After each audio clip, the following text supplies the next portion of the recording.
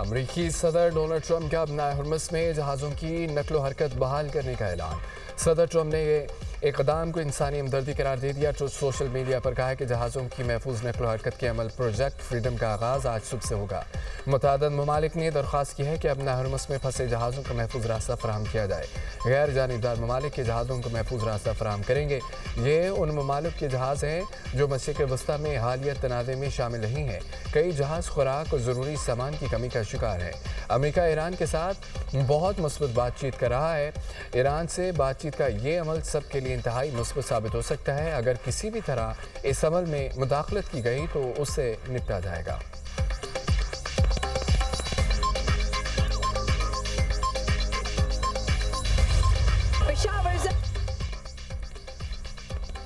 امریکہ نے پاکستان کے ذریعے ایران کے 14 نکاتی منصوبے کا جواب دے دیا۔ ایرانی وزارت خارجہ کے ترجمان اسماعیل بقائی کی تصدیق کہتے ہیں ایران اب امریکی جواب کا جائزہ لے رہا ہے۔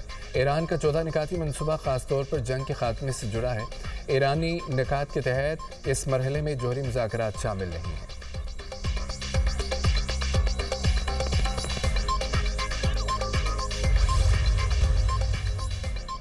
ایران کے 30 دن میں جنگ کے مکمل خاتمے کی تجویز ایران کے امن منصوبے کی مزید تفصیلات منظر عام پر آ گئیں۔ الجزیرہ کے مطابق ایران کا امن منصوبہ 3 مراحل پر مشتمل۔ ابنائے ہرمس کو کھولنا اور ناکہ بندی کا خاتمہ پہلا مرحلہ ہوگا۔ سمندری بارودی سرنگوں کو ہٹانے کی ذمہ داری بھی ایران سنبھالے گا۔ اسرائیل سمیت تمام فریقین کے خلاف اور ان کی جانب سے حملے نہ کرنے کی ضمانت شامل ہے۔ دوسرے مرحلے میں ایران یورینیم افزودگی 3.6% کی سطح پر لائے گا۔ ایران کے جوہری ڈھانچے کو ختم یا تنصیبات کو تباہ نہ کرنے کی ضمانت شامل ہے۔ ایران کے منجمد اثاثے مقررہ مدت کے بعد مرحلہ وار بحال ہوں گے۔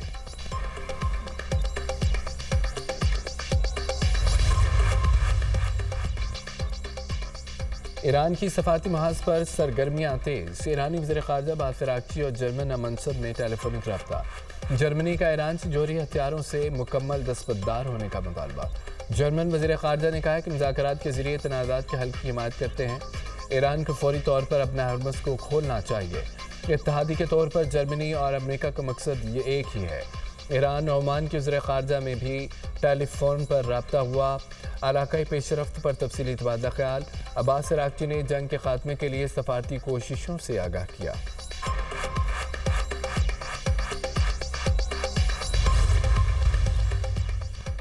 امریکہ اپنی افواج اور طیارہ بردار جہازوں کی قبرستان کے لیے تیار ہے۔ مشیر ایرانی سپریم لیڈر محسن نزائی کا کہا امریکہ کو سخت انتباہ۔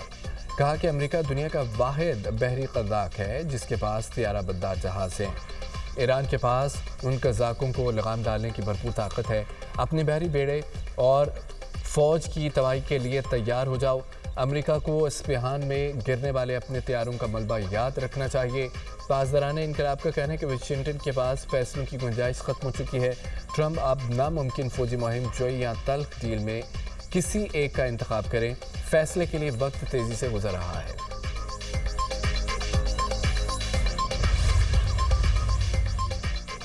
ابنائے ہرمس کی پوزیشن دوبارہ کبھی پہلے جیسی نہیں ہوگی۔ ایران کا 2 ٹوک اعلان۔ ڈپٹی اسپیکر ایرانی پارلیمنٹ علی نیکزاد کہتے ہیں کہ ہرمس صوبے کے حکام اور تعینات فورسز کو ٹاسک دیا جا چکا ہے۔ امریکہ ہرمس کھلوانے میں ناکام رہا۔ ناکہ بندی بھی کامیاب نہیں ہوگی۔ اسرائیل کے بحری جہاز کبھی اپنا ہرمس سے نہیں گزر سکیں گے۔ امریکہ اور اس کے اتحادی جارح ممالک کو بھی پابندیوں کا سامنا ہوگا۔ باقی ممالک کے جہاز ایران کی اجازت سے اپنا ہرمس سے گزریں گے۔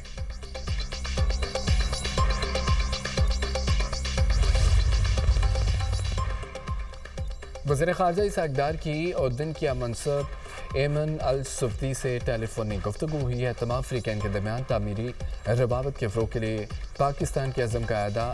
اردن کے وزیر خارجہ نے خطے کے امن کے لیے پاکستان کی کوششوں کو سراہا۔ دونوں رہنماؤں نے پاکستان اور اردن کے درمیان مضبوط 2 طرفہ تعلقات کا بھی اعادہ کیا۔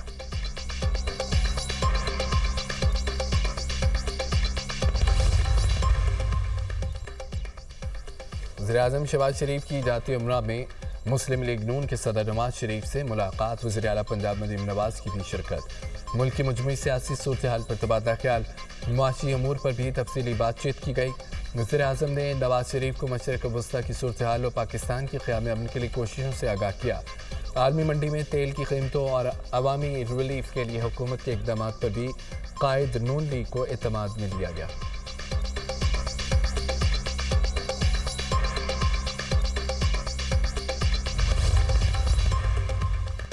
وزیر اعلیٰ پنجاب مریم نواز کی زیر صدارت خصوصی اجلاس فیصلہ آباد ماس ٹرانزٹ سسٹم پر پیش رفت کا جائزہ۔ مریم نواز نے تعمیراتی عمل تیز کرنے کی ہدایت کر دی۔ ماس ٹرانزٹ سسٹم میں اچھی اور وسیع ایلیویٹر نصب کرنے کا حکم۔ 20.5 کلومیٹر طویل ماس ٹرانزٹ سسٹم میں 21 اسٹیشن بنیں گے۔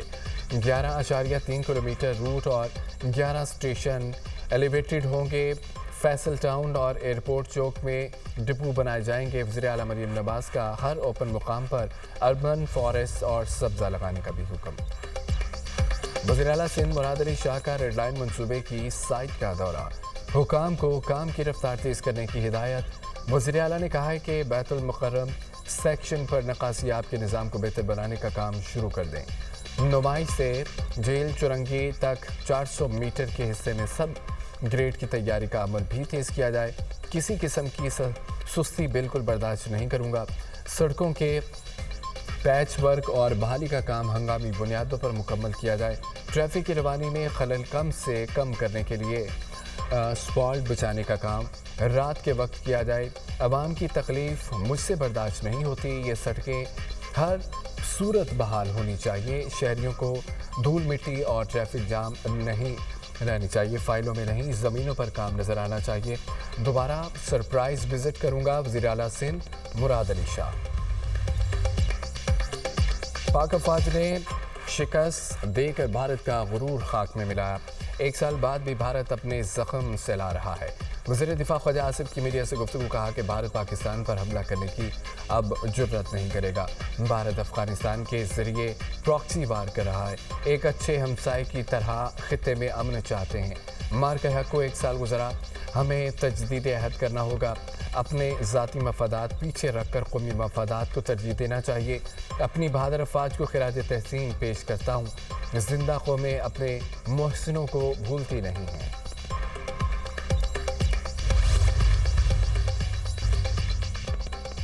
اوپیک پلس کے 7 رکن ملکوں کا جون سے تیل پیداوار میں اضافے کا اعلان۔ اوپیک پلس کے بیان میں کہا گیا ہے کہ یومیہ 1,88,000 بیرل پیداوار میں اضافے کا فیصلہ کیا ہے۔ سعودی عرب، روس، عراق، کویت، قازقستان، الجزائر، عمان نے تیل کی مارکیٹ کے استحکام کی عزم کا اعادہ کیا۔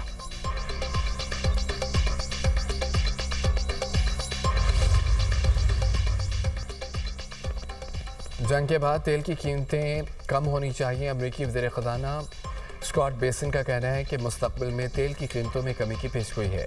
اب نہر ہرمز سے مزید جہاز گزرتے دیکھے تو حیرانی نہیں ہوگی۔ ایران کو جہازوں سے ٹول وصول کرنے کی کوششوں سے زیادہ فائدہ نہیں ہو رہا، اور صدر ٹرمپ کی چین کے ساتھ آئندہ ملاقات میں کسی تبدیلی کا امکان نہیں ہے۔ امریکہ کی توانائی برآمدات اب بلند ترین سطح پر ہے۔ امریکی توانائی برآمدات کو صرف انفراسٹرکچر کی کمی روک رہی ہے۔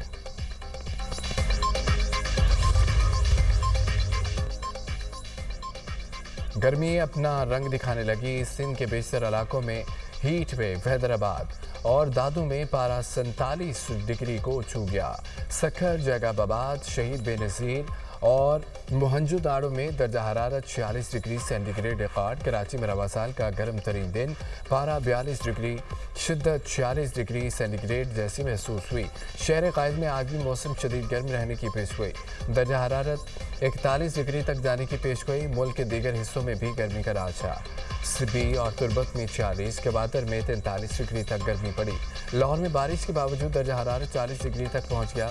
ساہیوال 43، ملتان، ڈی جی خان 41، اسلام آباد 37، پشاور میں 35 ڈگری ریکارڈ کیا گیا۔ بلائی خیبر پختونخوا، بلائی پنجاب کشمیر، گلگت بلتستان میں چند مقامات پر بارش ہوئی۔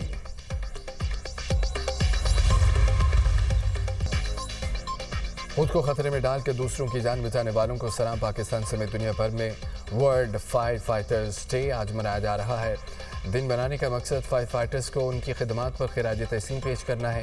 قیام پاکستان سے اب تک کراچی میں 36 فائر فائٹرز فرض کی راہ میں اپنی جان قربان کر چکے ہیں۔